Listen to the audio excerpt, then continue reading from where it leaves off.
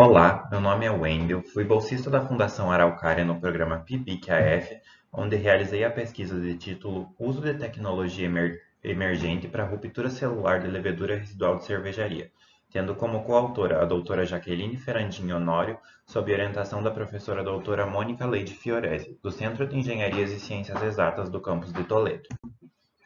Então, para começar com uma introdução, a produção de cerveja, segundo dados fornecidos pela estatística em 2020, foi de aproximadamente 1,82 bilhão de hectolitros, sendo que 10% do resíduo sólido desta produção corresponde à levedura residual do processo de fermentação. Ainda segundo dados fornecidos pela ONU em 2019 e pela FAO em 2020, a escassez de alimentos já é uma realidade e tende a se agravar nos próximos anos, de modo que é necessário encontrar processos que possibilitem o uso integral de subprodutos da indústria na produção de novos produtos, como, por exemplo, fontes alternativas de proteína para alimentação humana e animal. Nesse sentido, as leveduras são células eucarióticas com paredes celulares resistentes, que possuem em seu interior diversos compostos de interesse, como proteínas, lipídios, vitaminas e entre outros. Portanto, é necessário, para acessá-los, romper a parede celular. Dessa forma, as partículas metálicas vêm sendo muito estudadas pela sua capacidade de gerar espécies reativas de oxigênio, que podem causar danos à parede celular, liberando esses compostos de interesse. Dessa forma, a presente pesquisa teve por objetivo avaliar a eficiência de partículas metálicas baseadas em óxido de zinco no rompimento da parede celular de levedura residual de cervejaria. Então, para a metodologia da pesquisa. A matéria-prima foi fornecida pela microcervejaria artesanal Fábula Cervejas Especiais, que fica localizada em Toledo, no Paraná. Essa matéria-prima foi centrifugada a 4.000 RPM por 20 minutos para separar o licor de cerveja da biomassa residual. Essa biomassa foi caracterizada em termos de composição centesimal segundo as metodologias oficiais da AOAC, para umidade, cinzas, lipídios e proteína. O teor de carboidratos foi obtido da diferença do total. As partículas metálicas de óxido de zinco puro e dopados com ferro e níquel a 0,1% foram obtidas em pesquisas anteriores do grupo. Foi realizado planejamento experimental fatorial 2 ao cubo para determinar a melhor condição de pH, rotação e massa de levedura, sendo avaliados 3 níveis. Foi realizado teste de dosagem da partícula metálica, avaliando 0,004 gramas e 10 vezes e 100 vezes mais massa. Para a melhor dosagem de catalisador, o planejamento fatorial foi repetido para todas as partículas. Por fim, realizou um ensaio de cinética para a determinação do tempo ótimo do processo. Durante todo o processo, as respostas foram avaliadas em termos de proteína solúvel no sobrenadante do hidrolisado, segundo metodologia apresentada por Lowry, com metodologias de Hartree e Markwell, com adaptações. Para isso, 25 mg da amostra seca são diluídos em 5 ml de água, e 2 ml dessa amostra são adicionados a um tubo com 2 ml de ácido tricloroacético a 20%. Essa mistura é deixada em descanso por 20 minutos e posteriormente centrifugada a 4.000 RPM por 20 minutos. Posteriormente, 1 ml dessa amostra é adicionado a um tubo Falcon, sendo feito em triplicado. Nesse tubo são adicionados 900 microlitros de um reagente A, baseado em tartarato de sódio, potássio e carbonato de sódio, e essa mistura é aquecida a 50 graus Celsius por 10 minutos. Posteriormente são adicionados 100 microlitros de um reagente B, baseado em tartarato de sódio e potássio e sulfato de cobre. Essa mistura é deixada em repouso no escuro por 10 minutos e por fim são adicionados 3 ml do reagente Forensic KTO 1:15. Essa mistura é aquecida a 50 graus Celsius por 10 minutos e a sua absorvância é lida a 660 nanômetros. O método é calibrado por albumina de soro bovino. Para os resultados e discussões da pesquisa.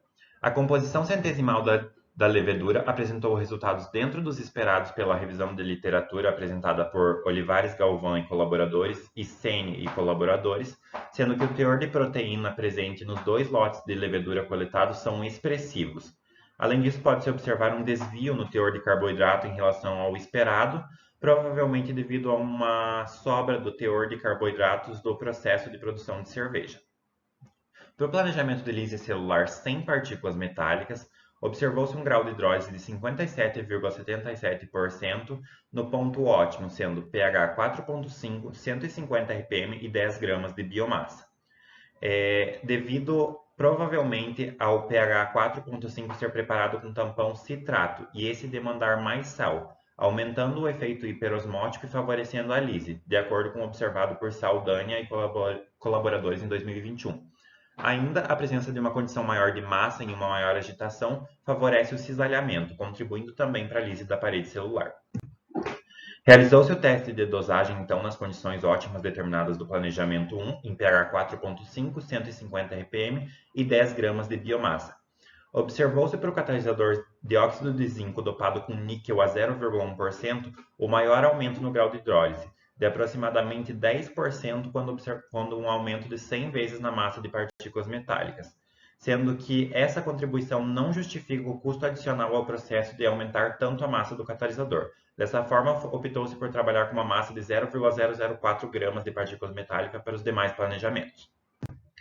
Então, os planejamentos contendo as demais partículas metálicas estão disponíveis na tabela, os resultados de grau de hidrólise. E o que pode se observar primeiro é que o planejamento contendo partículas metálicas apresentaram melhor resposta novamente em 150 rpm e 10 gramas de biomassa. Porém, dessa vez houve uma inversão em relação à resposta do pH, sendo observado melhor desempenho em pH 8.5. Isso se deve a uma provável interação entre o ácido cítrico, que atua como quelante, solubilizando o óxido de zinco e reduzindo a eficiência da partícula, como observado por Lima em 2016. Ainda, segundo o teste de Tukey realizado a 95% de confiança por análise de variância simples, não existe diferença estatística significativa entre os planejamentos contendo catalisador, de modo que a dopagem apenas encarece o processo sem resultar em acréscimos significativos no grau de hidrólise. Ainda houve uma eficiência leve do catalisador óxido de zinco, sendo isso já esperado de acordo com Casemets e colaboradores, que em 2009 demonstraram que o óxido de zinco não demonstra grande eficiência na lise da parede celular de Saccharomyces cerevisiae.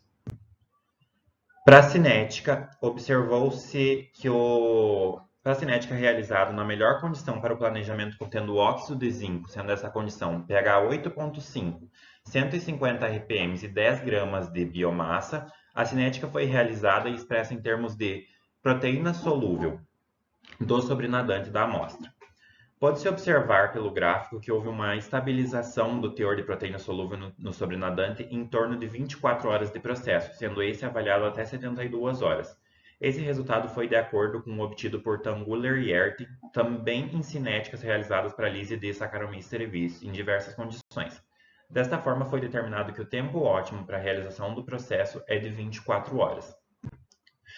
Então, por fim, pode-se concluir que existe uma eficiência das partículas metálicas avaliadas, mas que, no entanto, é possível realizar o mesmo processo sem a adição de partículas metálicas, tendo um resultado ainda expressivo, porém levemente inferior.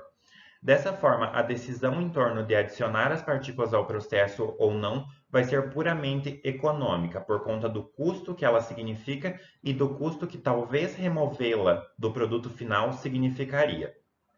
Ainda, o novo processo desenvolvido pode ser empregado em microcervejarias, não sendo necessária a instalação de novos equipamentos e permitindo a transformação de um resíduo do próprio processo em um possível produto de valor agregado para comercialização, ou podendo ser usado até mesmo como um insumo para a produção de cervejas artesanais na própria cervejaria. E por fim, eu gostaria de agradecer à Fundação Araucária pelo amparo financeiro durante a realização da pesquisa, bem como ao Grupo de Pesquisa em Engenharia Sustentáveis pelo apoio e suporte. Muito obrigado a todos.